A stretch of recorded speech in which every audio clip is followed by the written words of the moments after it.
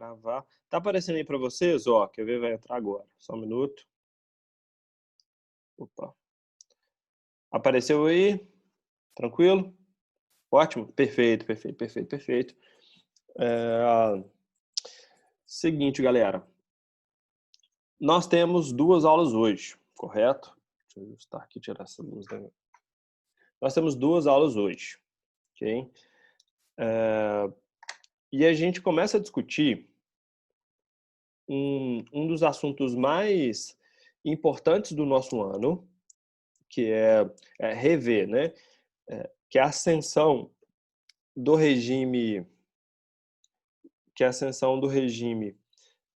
nazista e fascista, certo? E por que é importante a gente aprender essas características? Por que é fundamental a gente debater esse tipo de governo? Porque vira e mexe, ele volta a aparecer como uma alternativa, certo? Pegou um grupo hoje, atualmente, né, um grupo de surpresa, porque os horrores, né, o massacre, a quantidade de morte causada por esse tipo de governantes, por esse tipo de política, foi tão severa, foi tão violenta, que nós achamos que que a gente já teria superado isso. Oh, não estou entendendo por que vocês estão desativando as câmeras. Não é para desativar, não, senhor. É para fazer o contrário. Vai ligar tudo. Aí estou vendo aqui as câmeras sumindo. Só falta.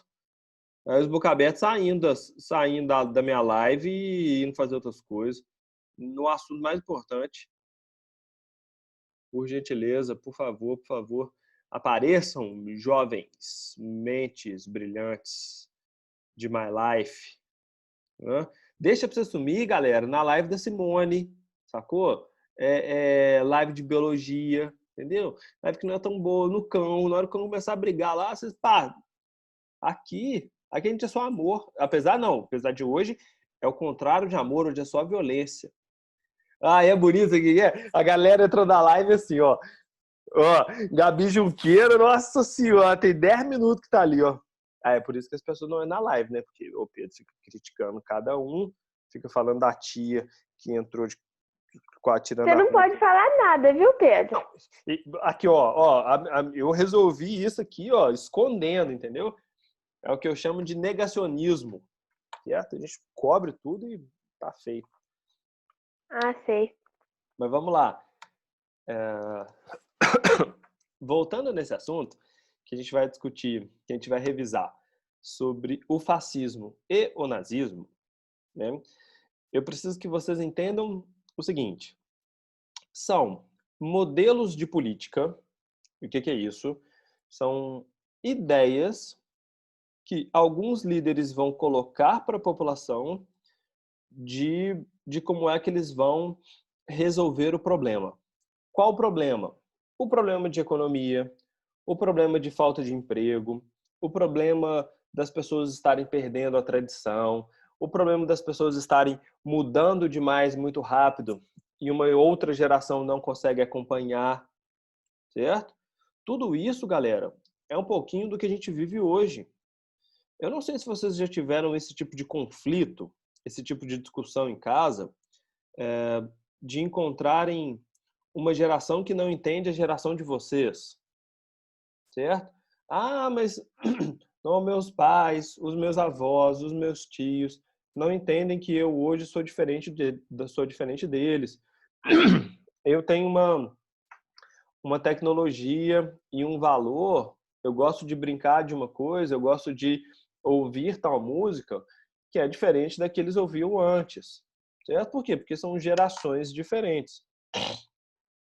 Em alguns momentos, esse conflito, né, essa distância, ela gera mais problema. Em alguns lugares não gera conflito nenhum, os pais entendem, os pais aceitam, ou às vezes a gente mesmo quer manter a tradição e quer continuar ouvindo, gostando das mesmas coisas que os nossos pais.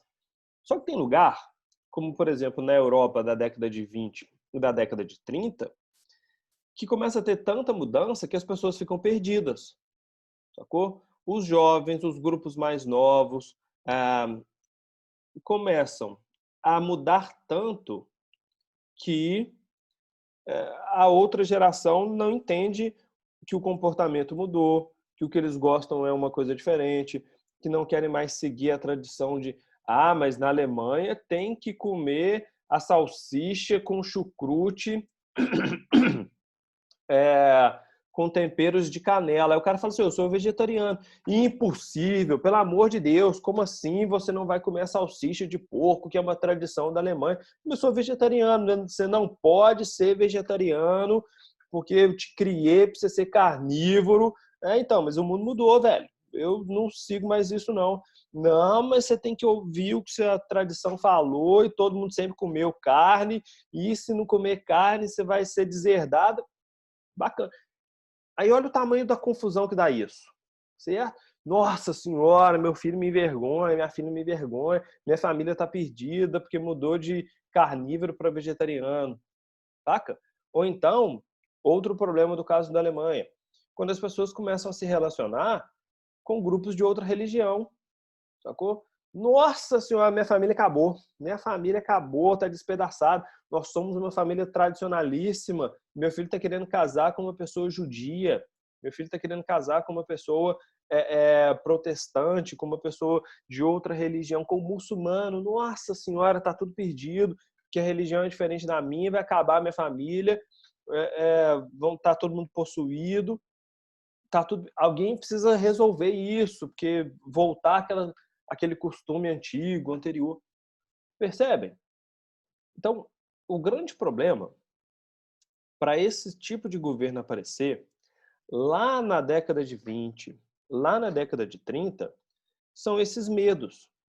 É o medo de não ter emprego, é o medo de não ter dinheiro suficiente para comprar as coisas, é o medo da tradição da família estar desaparecendo, é o medo das pessoas estarem se relacionando com outras que a família não suporta porque pensa diferente dela, é as pessoas estarem se relacionando, estarem convivendo com quem vem de outro lugar, com quem tem outra religião, com quem tem outra cor de pele, com quem gosta de outro gênero. E era considerado, tudo isso era considerado uma crise. E as pessoas naquele período não estavam prontas para aceitar isso. Por que a gente precisa muito estudar esse tipo de governo? Porque todas as vezes que uma sociedade ela muda muito rápido, ela começa a pensar diferente da anterior, uma geração começa a pensar diferente da anterior, ela causa um baque. Isso é o que nós estamos vivendo hoje com outras gerações que vivem junto com a gente. Sacou? Essa falta de sincronia. Em alguns países do mundo, o que a galera fez? Maravilhoso, velho. Ter gente que pensa diferente é incrível. Saca? Em outros lugares, as pessoas elas levam isso para o lado da violência. Sacou? Para o lado da imposição. Ou pensa igual a mim, ou aceita o que eu estou colocando, ou então vai todo mundo ser exterminado. Essas são as soluções. Ou se convive e tem diálogo e divide esse espaço, aprende com a diferença, ou então um grupo tenta silenciar o outro, tenta prender o outro, tenta expulsar o outro e, no caso do nazismo, exterminá-lo. Sacou? Essas são as práticas. Então, esse assunto ele é importante porque ele nunca vai deixar de existir. Né? Agora, olha a ironia. Agora, nós podemos ser a geração, e eu estou colocando aqui, juventude, presta atenção. O Gabi Junqueira, se liga, eu ainda estou no grupo dos jovens, tá? Depois a gente vai resolver os 30 pontos. A nossa geração ela pode estar em conflito com a geração dos grupos mais velhos, que tiveram outro ensino, que tiveram uma outra infância, que tiveram uma outra vida diferente do que nós temos, e isso pode gerar não é nem desconforto, isso pode gerar uma falta de harmonia. Ok? Mas o que é legal? Pode ser que daqui a vários anos, certo? Quando vocês se tornarem os adultos, quando vocês tiverem família, quando vocês estiverem trabalhando e produzindo, vem uma geração mais nova né, a geração dos filhos de vocês, do neto de vocês, que pense completamente diferente, sacou? Aí, agora nós somos uma geração progressista, que estamos querendo modernizar, que estamos mudando demais e ninguém nos entende. Mas daqui a alguns anos, imagine que os nossos filhos, os nossos netos, estejam querendo mudar demais e a gente não entenda eles, sacou? Então, esses desafios, eles vão sempre aparecer. E a gente precisa entender que a forma como a gente lida com isso, a forma como a gente trata essa diferença, ela pode ser positiva, né? Como ela pode gerar mais violência. O regime que a gente vai começar a estudar, o nazismo e o fascismo, eles se desenvolvem, eles crescem, é através desse medo, é através dessa ideia de que tudo vai desaparecer, toda essa tradição vai ser perdida, todo esse costume, aquilo que foi ensinado de pai para filho, vai deixar de existir, não vai ter mais emprego, a gente vai ser dominado. Nossa, é tudo um grande caos. E com base nesse grande medo,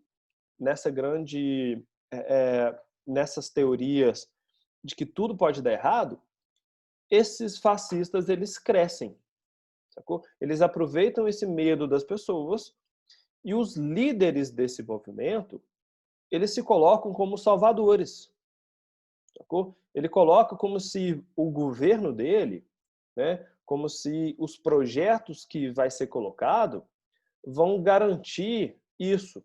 A gente vai manter a tradição, a gente vai manter uma religião, a gente vai manter um certo tipo de casamento, a gente vai manter um certo tipo de ensino, um certo tipo de emprego, um certo tipo de valor, sacou? E quanto mais a sociedade tem medo dessas mudanças, não consegue enfrentar o desafio com diálogo, né, entendendo que existem grupos diferentes, esse modelo fascista ele vai ganhando força. Então, quanto mais as pessoas tiverem medo, quanto mais o estilo de vida delas for ameaçado, mais o líder fica poderoso, sacou? Mais a situação ela vira milagrosa. E é isso que eu quero que vocês entendam. As características do fascismo, que ela é a base, presta atenção, porque a gente vai fazer uma comparação, principalmente a partir da semana que vem, quando a gente entrar com o nazismo, certo? Que eu queria que vocês entendessem o seguinte. O primeiro caso que a gente vai ver hoje é sobre o fascismo, certo? E o fascismo ele é um caso da Itália. Ele é um modelo que surge na Itália, com o Benito Mussolini. A gente já estuda melhor ele no próximo horário, como é que ele chega, o que ele faz. E a partir do governo italiano, a partir do que foi feito na Itália, vários países do mundo vão seguir a mesma situação. Espanha, Portugal, Brasil, Ucrânia, o próprio começa a aparecer na Inglaterra, começa a aparecer na França, mas não vão para frente, mas esses países são os principais. Esse modelo italiano, ou seja, esse manual de como é que faz um governo fascista italiano, vai inspirar vários outros países, inclusive a Alemanha. Só que aí que está o detalhe. O jeito que o fascismo vai ser colocado na Alemanha, pela Alemanha ser o mais destruído dos países, né, o país que está mais em desespero, é também o país onde vai acreditar nas ideias mais radicais. E aí é isso que eu queria que vocês entendessem. Na semana que vem a gente vê isso melhor. Mas o caso da Alemanha, ele se torna um modelo diferente.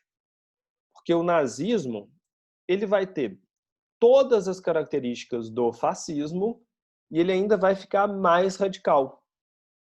Sacou? Ou seja, dá pra gente trabalhar a ideia que o nazismo ele é um fascismo mais avançado, mais extremo. Beleza? Mas vamos lá. O que é esse fascismo? Como é que a gente identifica um governo fascista?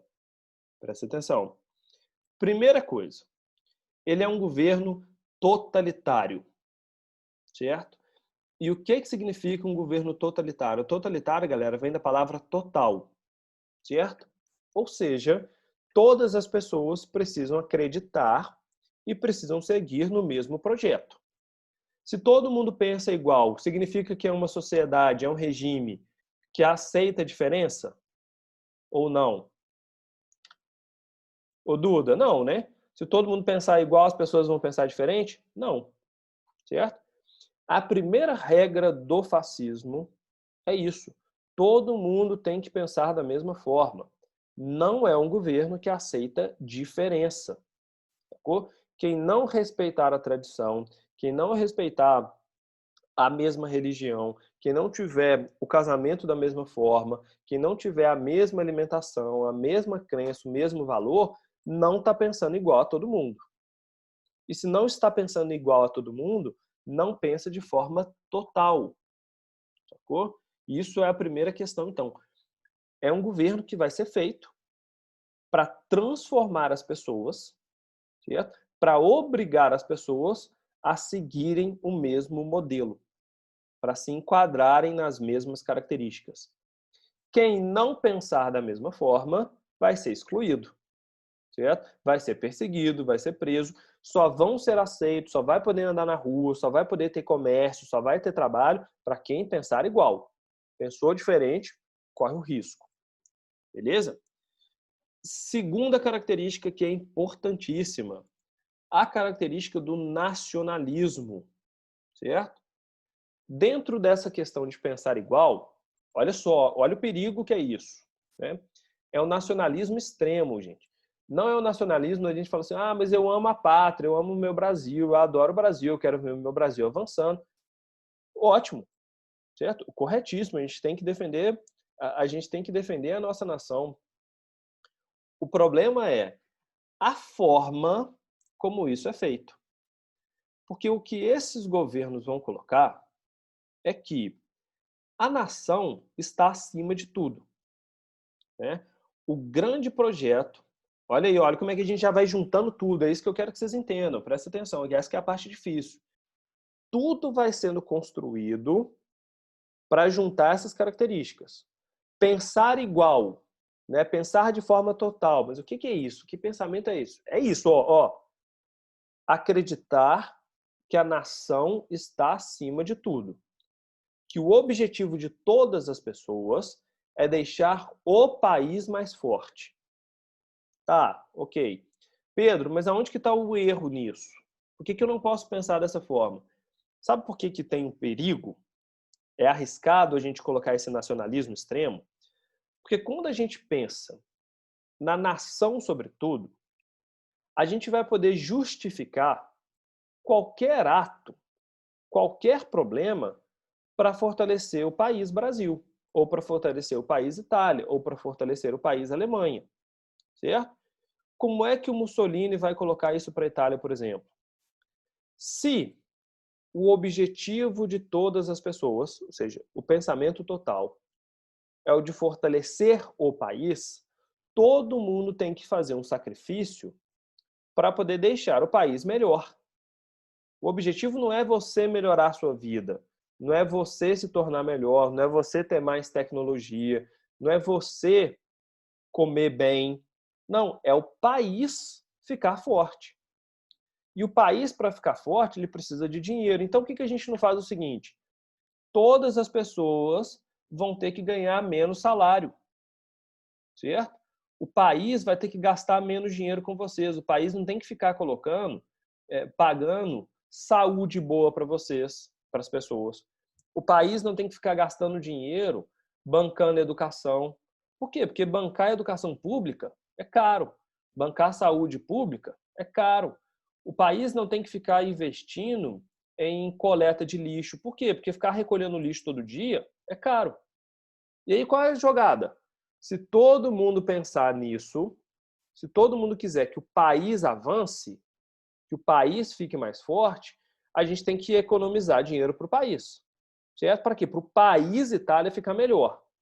Só que se o país Itália ficar melhor, a saúde do povo fica pior, a educação do povo fica pior, a criação da infraestrutura fica pior, Aí a gente tem uma vida, as pessoas da Itália vão ter uma vida em que o país Itália é forte, mas não tem comida, não tem saúde, não tem educação, não tem bom emprego, não tem infraestrutura. O que é infraestrutura? É rua esburacada, tudo quebrado, mas o país está crescendo, certo? O país está ficando mais forte, o país está ficando mais poderoso, mas a vida das pessoas está ficando pior. Sacrifício que a gente tem que fazer. Olha esse discurso.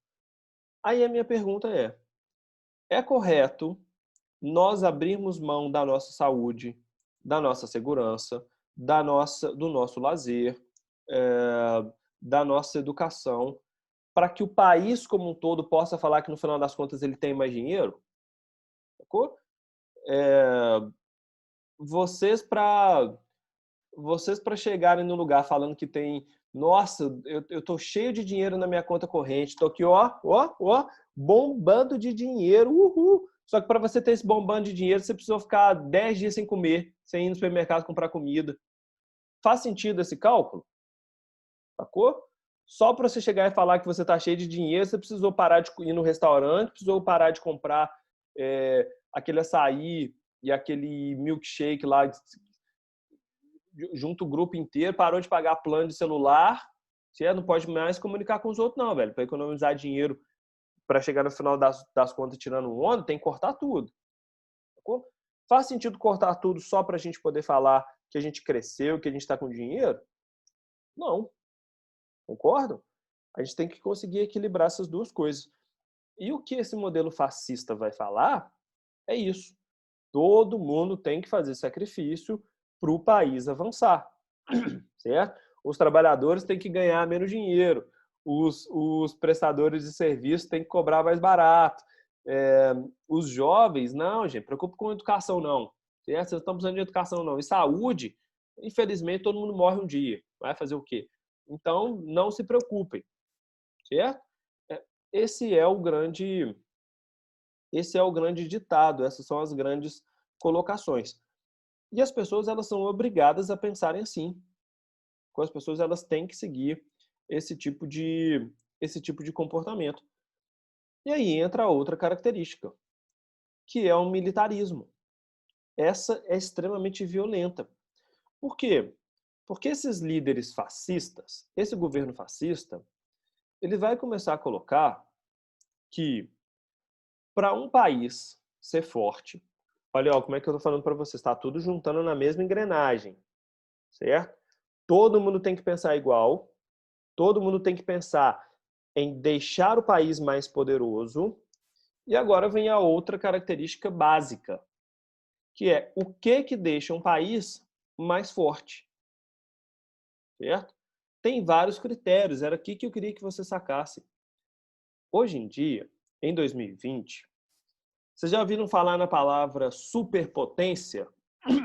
Ah, tem país que é potência, certo? Os Estados Unidos são potência, a China é potência, a Inglaterra é potência, a Alemanha é potência. O que a gente quer dizer com isso? Hoje em dia, o que a gente reconhece como sendo potência? Países que têm muito dinheiro, certo? Se o país ele é muito rico, ele é potência. Só que o que eu queria que você sacasse? Cada país segue o critério que quiser para falar se é potência ou não. A gente caiu na imaginação, a gente caiu na ideia, ô Duda, se liga, de acreditar que uma potência é só um país que tem muito dinheiro.